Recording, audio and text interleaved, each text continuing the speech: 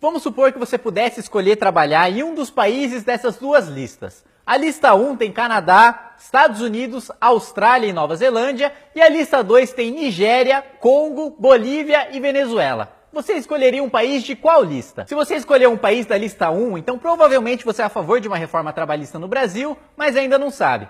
Estados Unidos, Canadá, Austrália e Nova Zelândia estão entre os países com as leis trabalhistas mais flexíveis, segundo o relatório do Banco Mundial. Já a Venezuela, a Bolívia, o Congo e a Nigéria têm as leis que mais protegem os trabalhadores. A legislação trabalhista brasileira foi criada no auge da ditadura de Getúlio Vargas. Foi baseado num documento chamado Carta del Lavoro, feito pelo Partido Nacional Fascista da Itália.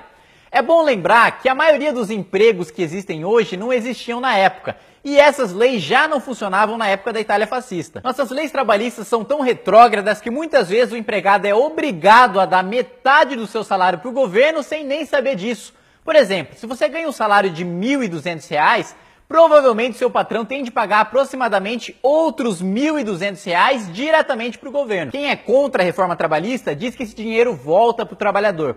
Será mesmo? Vamos pegar o FGTS como exemplo. O trabalhador é obrigado a dar 8% do seu salário bruto para o FGTS, que é uma espécie de poupança administrada pelo governo.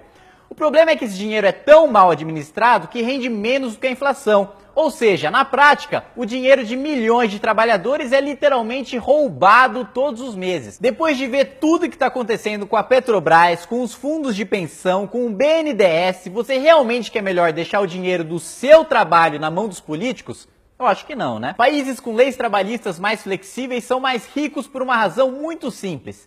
Se você fosse um empresário, ia preferir criar empregos num lugar em que é difícil contratar e mais difícil ainda para demitir, ou num lugar que não te desse dores de cabeça para empregar ou para demitir?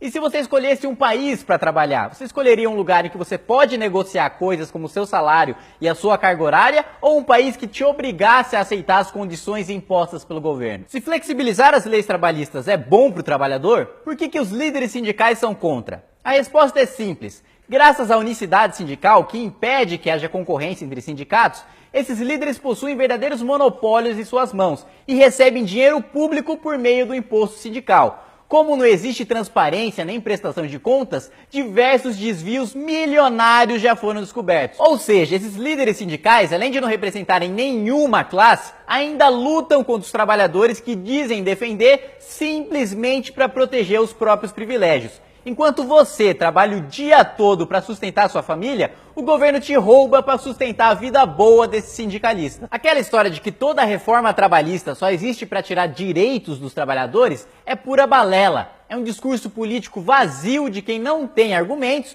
mas quer defender uma lei atrasada e fascista. Por isso, não caia na conversa fiada daqueles que não trabalham, mas dizem defender os trabalhadores. Se você não quer continuar mandando metade do seu salário para o governo, ou se você está procurando um emprego, então você precisa defender a reforma trabalhista.